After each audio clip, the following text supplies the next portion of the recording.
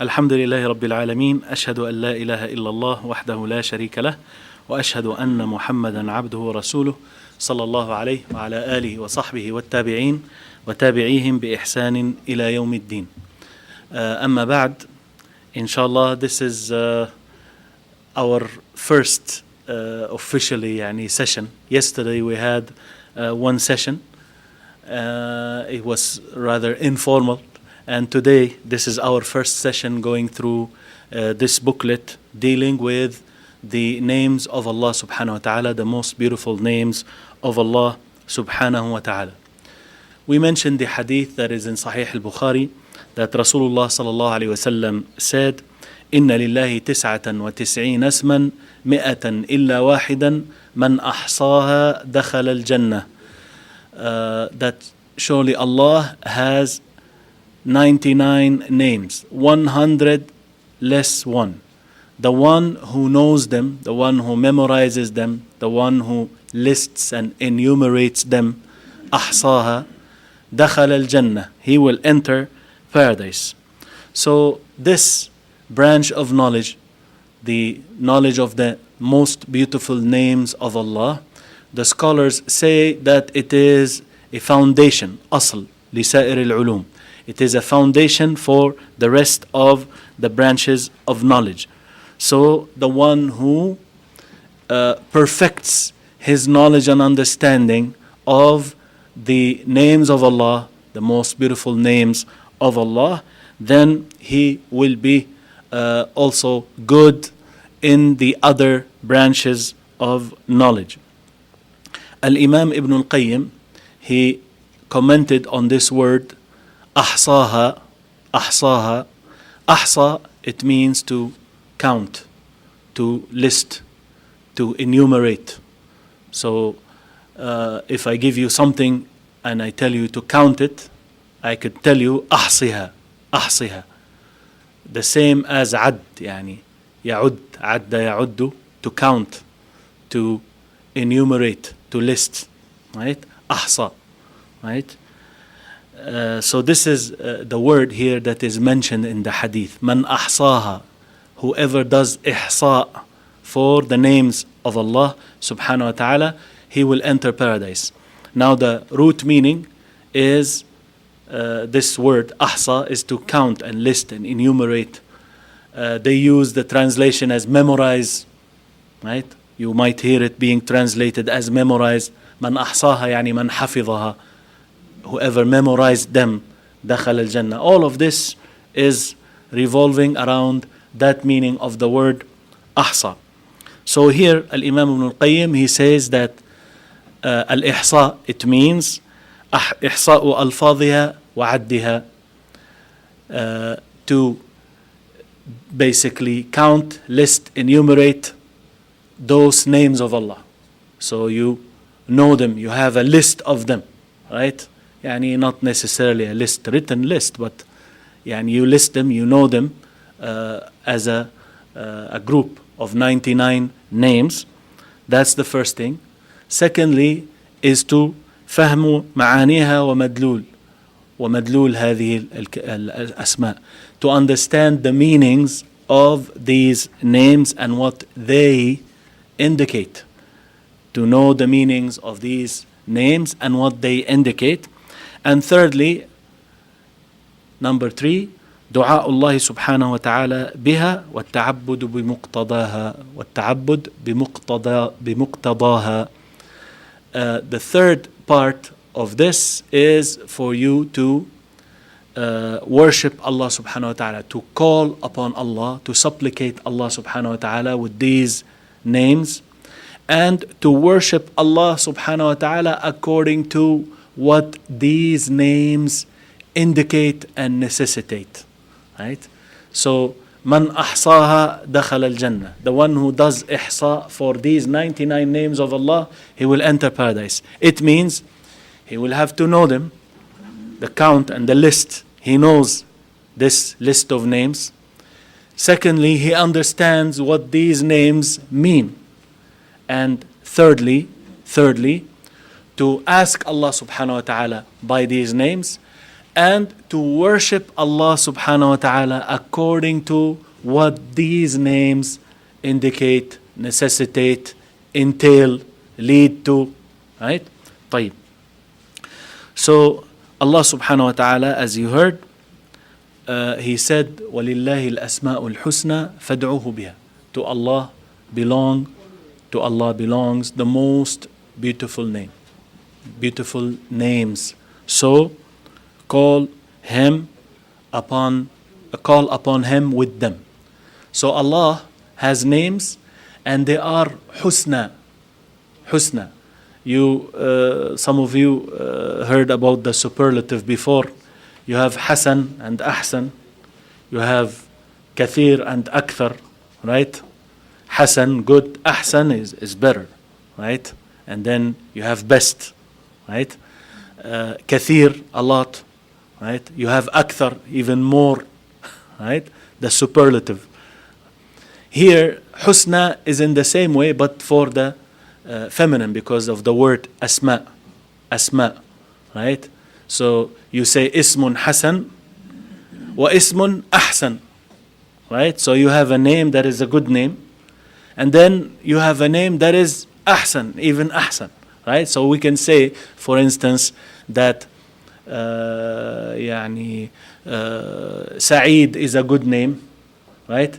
Lakin Muhammad Ismun Ahsan, right? The name Muhammad is even better, or better than Sa'id, right? So you have Asma Hasana, good names, and you have Asma Husna, right? They are the best, right? So this is the superlative now, right? So Allah subhanahu wa ta'ala has names that are most beautiful names, and all of them are Husna. Balighatun fil husni muntaha. They reach the utmost limit in terms of beauty, right? That's what is meant when we say that Allah has Asma Husna. So you call upon Allah subhanahu wa ta'ala, you supplicate, you make dua to Allah subhanahu wa ta'ala with those names. Now the dua means supplication, means calling upon, means invoking upon Allah. Part of the meaning of dua also is worship itself. That's why the scholars, they talk about dua al-mas'ala wa dua al-ibadah. So now, when we say call upon Allah with these names, call upon Him with these names, worship Him according to what these names necessitate, they mean by that the two types of dua. The dua that is requesting and asking, and the dua that is actually worshipping Allah subhanahu wa ta'ala, right? So, for instance, dua al-mas'ala, asking Allah subhanahu wa ta'ala, you are asking Allah subhanahu wa ta'ala for something. So you use these names of Allah subhanahu wa ta'ala to call upon Him. And you use the name that is suitable.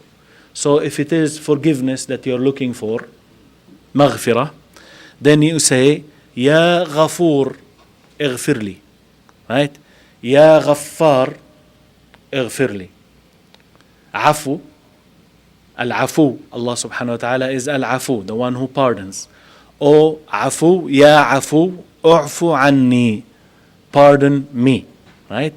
So you call upon Allah subhanahu wa ta'ala with these names, requesting from Him something. That is one type of dua. You are requesting something from Allah.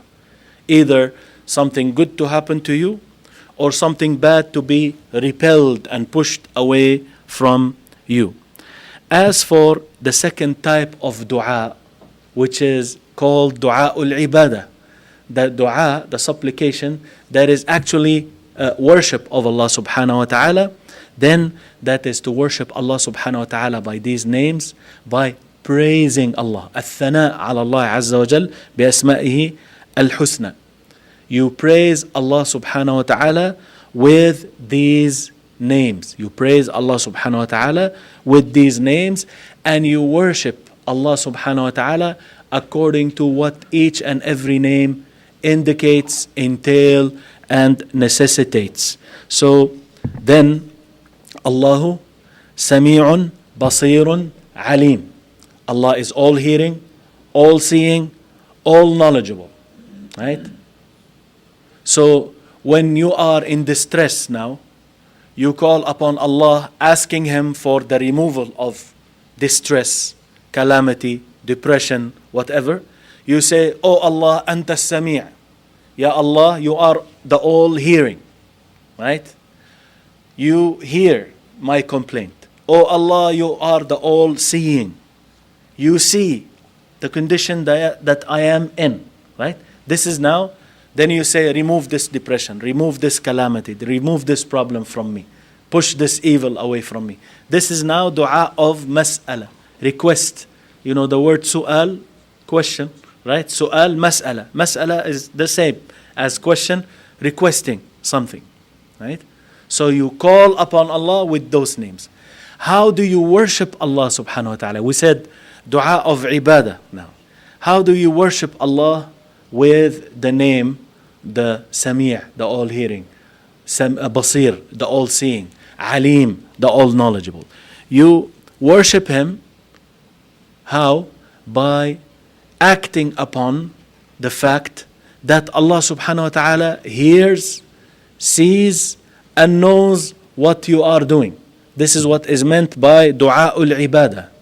You worship Allah according to what these names of Allah necessitate.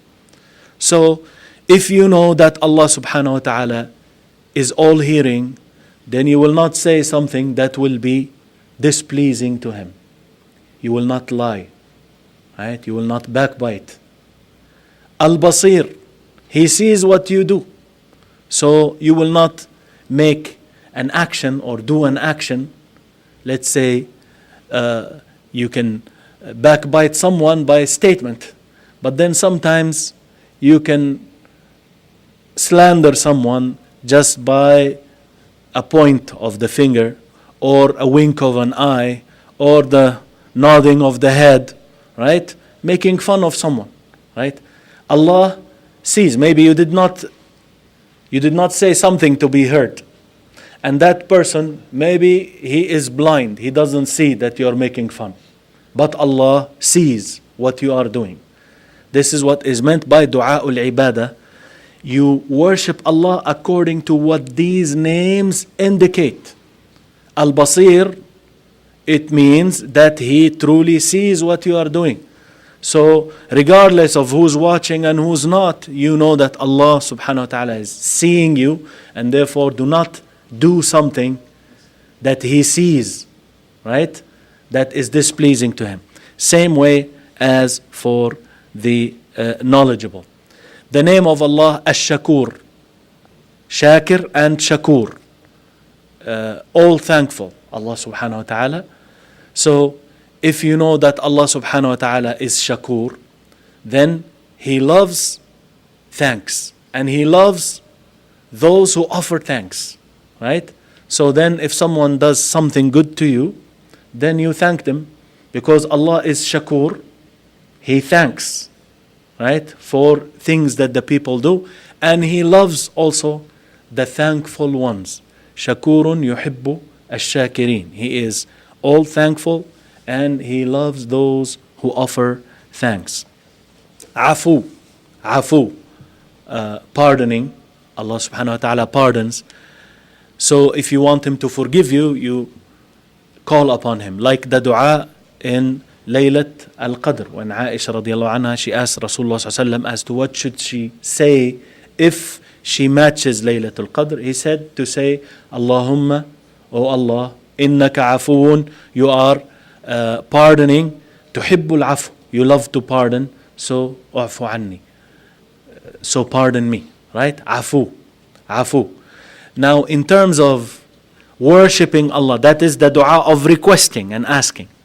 The dua of worshipping Allah subhanahu wa ta'ala according to the name Al-Afu is that He pardons, and He loves to pardon, and He loves those who pardon others.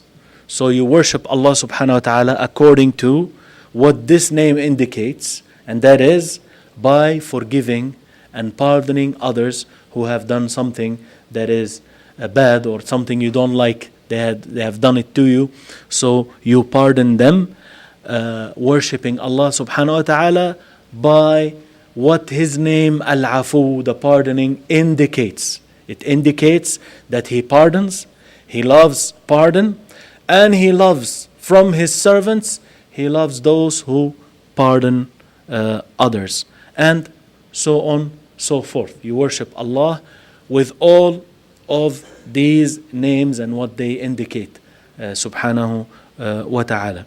And in order for your iman, faith, to be perfect and complete, in the names of Allah, in the most beautiful names of Allah, in order for your iman to be complete, your iman will not be complete until you do your very best in terms of du'a ul-ibadah wa du'a al-mas'ala, asking Allah subhanahu wa ta'ala by these names and worshipping Allah subhanahu wa ta'ala according to what these names necessitate and indicate.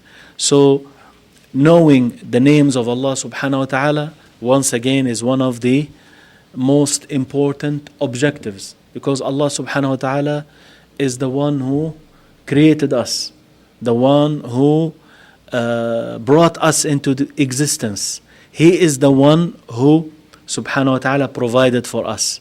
He sustains, He subhanahu wa ta'ala looks after us, and in this world and in the next life, He is the one who is going to judge. He is the one who is going to enter us into paradise, or waliyadhu billah, those who will enter the fire. He is the one who will enter them into the fire. So therefore, knowing who He is subhanahu wa ta'ala is a very important subject, and this subject cannot be known in detail except through the revelation that Allah subhanahu wa ta'ala revealed to His messengers, the last of whom is Prophet Muhammad sallallahu alayhi wa ala alihi wa sallam. So inshallah, every day we will have a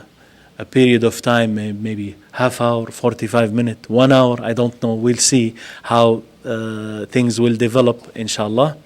And we'll always leave room at the end, inshallah, for you to, inshallah, turn to Allah and do some dua, inshallah. Jazakumullah khairan. سبحانك اللهم وبحمدك أشهد أن لا إله إلا أنت أستغفرك وأتوب إليك. Tomorrow, inshallah, with the first name, Allah, inshallah ta'ala. It's